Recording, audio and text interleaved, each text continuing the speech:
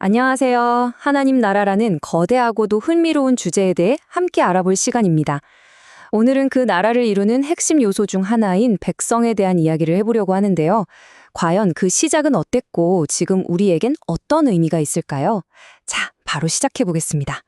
흔히 하나님 나라라고 하면 좀 막연하게 느껴질 수 있는데요. 사실 이 나라는 아주 명확한 5개의 기둥으로 세워져 있습니다.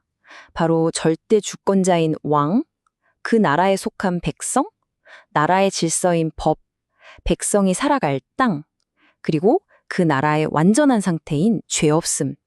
이 5가지만 기억하면 성경 전체를 관통하는 큰 그림이 보이기 시작합니다. 이 5가지 중에서 오늘은 가장 드라마틱하고 또 우리와 가장 닮아있는 이야기, 바로 백성에 대한 이야기를 집중적으로 나눠볼까 합니다. 이건 단순히 누가 누구를 낳고 하는 그런 족보 이야기가 아니에요. 정체성, 실패, 그리고 결국엔 구원으로 이어지는 정말 길고 장대한 드라마죠. 자, 이야기의 무대는 저 먼 옛날 노아의 홍수 이후입니다. 온 세상이 다시 한번 하나님을 잊고 뿔뿔이 흩어져 버렸죠. 바로 이 막막한 상황에서 하나님의 위대한 계획이 시작됩니다. 여기서 한번 생각해보죠. 희망이 없어 보이는 이 상황에서 하나님은 도대체 어떻게 인류 전체를 구원하시려는 그 거대한 계획의 첫 발을 내디디셨을까요? 놀랍게도 그 시작은 정말 미미했습니다. 온 세상을 바꾸는 계획이 단 한 사람, 아브라함을 부르시는 것에서부터 시작됐다는 거죠. 이 한 사람을 통해 구원의 역사를 이끌어갈 특별한 민족을 세우시려는 그야말로 원대한 계획의 첫 단추였습니다. 이 흐름을 한번 보세요. 정말 놀랍지 않나요? 왼쪽에 아브라함이라는 단 한 명의 점에서 시작해서 야곱의 12아들이라는 가족 단위로 커지고 마침내 이집트를 탈출할 때쯤엔 약 200만 명에 이르는 거대한 국가로 폭발적으로 성장합니다. 이게 바로 하나님의 계획이었던 거죠. 그리고 마침내 시내산에서 하나님은 이 거대한 무리에게 정체성을 부여하십니다. 너희는 이제 그냥 민족이 아니야. 너희는 내 소유이고 온 세상을 위한 제사장 나라이며 구별된 거룩한 백성이야. 이건 그냥 이름표를 붙여준 게 아니라 그들의 존재 이유와 사명을 선포하신 겁니다. 하지만 안타깝게도 그들의 현실은 이상과 너무나 달랐습니다. 세상의 빛이 되어야 했던 그들이 오히려 세상과 똑같이 되어버렸죠. 다른 신들을 섬기다가 결국엔 나라를 잃고 영적인 포로 상태로 전락하고 맙니다. 모든 게 실패한 것처럼 보였죠. 이렇게 이스라엘의 이야기는 실패로 끝나는 듯 했습니다. 하지만 바로 이 가장 깊은 절망의 순간에 하나님 나라의 이야기는 완전히 새로운 국면을 맞이하게 됩니다. 자, 그럼 이렇게 물을 수밖에 없겠죠. 하나님의 계획, 정말 이대로 실패로 끝난 걸까요? 정답은 아니요입니다. 바로 이때 이야기의 진정한 주인공이신 예수님이 등장하십니다. 잃어버린 자기 백성을 되찾고 실패한 것처럼 보였던 계획을 회복할 뿐만 아니라 완전히 새롭게 재정의해서 완성시키기 위해 오신 거죠. 예수님이 가져오신 가장 큰 변화 중 하나는 바로 하나님의 백성이 되는 기준이 바뀐 겁니다. 이게 정말 중요한데요. 이전에는 아브라함의 핏줄, 즉 혈통이 기준이었다면 이제는 누구든지 예수를 왕으로 믿고 신뢰하는 믿음이 새로운 기준이 된 겁니다.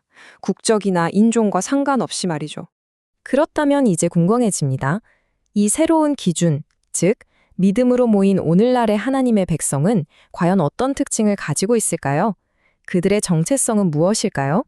첫 번째 특징은 그들은 택하신 백성이라는 겁니다. 이게 무슨 뜻이냐면 우리가 뭔가 잘나서 혹은 열심히 노력해서 이 자격을 얻어낸 게 아니라는 거예요. 이건 전적으로 하나님의 일방적인 선택, 그분의 은혜로 주어진 선물이라는 의미입니다. 예수님이 직접 하신 이 말씀에 그 의미가 가장 잘 담겨 있습니다. 시작점이 우리가 아니라는 거죠. 하나님이 우리를 먼저 선택하셨다는 겁니다. 두 번째는 그들은 소유된 백성이라는 겁니다. 소유다는 단어가 좀 어색하게 들릴 수도 있지만 여기에는 엄청난 위로와 안정감이 담겨 있어요. 우리가 하나님의 가장 소중한 보물, 그분의 것이라는 뜻이니까요. 절대적인 보호와 돌봄을 약속하는 말이기도 합니다. 이사야서의 이 말씀만큼 우리의 정체성을 분명하게 해주는 말이 또 있을까요?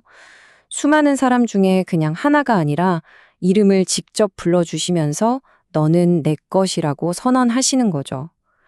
정말 감격적인 말입니다. 자, 그럼 이렇게 택함 받고 소유된 백성, 이런 엄청난 정체성을 가진 사람들은 대체 이 땅에서 어떻게 살아가야 할까요? 핵심은 바로 이것, 하늘 시민권을 가졌다는 걸 기억하는 겁니다. 우리의 진짜 고향, 즉 본향은 이 땅이 아니라는 거죠. 그래서 우리는 이 땅에서는 잠시 머물다가는 나그네로 살아갑니다. 우리의 뿌리가 여기에 있지 않기 때문이죠. 우리의 정체성은 세상이 아니라 하늘에 속해 있습니다. 이게 정말 중요한 관점의 전환인데요. 우리의 인생 목표는 이 땅에 더 근사하고 영구적인 집을 짓는 게 아닙니다. 오히려 우리는 우리 본향을 대표하는 대사와 같은 존재들이죠. 우리가 발딛는 모든 곳에서 우리 진짜 고향의 가치, 즉 사랑과 자비, 용서와 같은 것들을 삶으로 보여주는 게 우리의 진짜 사명입니다. 자, 오늘 나는 이 장대한 이야기를 한번 정리해 볼까요? 모든 것은 한 사람, 아브라함에게서 시작됐습니다. 그리고 한 민족, 이스라엘로 성장했죠. 하지만 그들이 실패했을 때 왕이신 예수님이 오셔서 그 의미를 완전히 재정의하셨고 마침내 혈통과 국경을 넘어선 전 세계적인 믿음의 백성이 탄생하게 된 것입니다. 이 모든 이야기는 그냥 흥미로운 옛날 이야기가 아닙니다. 바로 오늘을 사는 우리 각자에게 아주 날카로운 질문을 던지고 있죠. 나는 과연 하나님 나라의 진짜 시민, 알고고로 살고 있는가?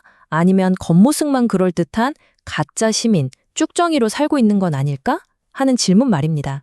오늘 이야기를 마무리하면서 이 마지막 질문을 여러분의 마음속에 남겨두고 싶습니다.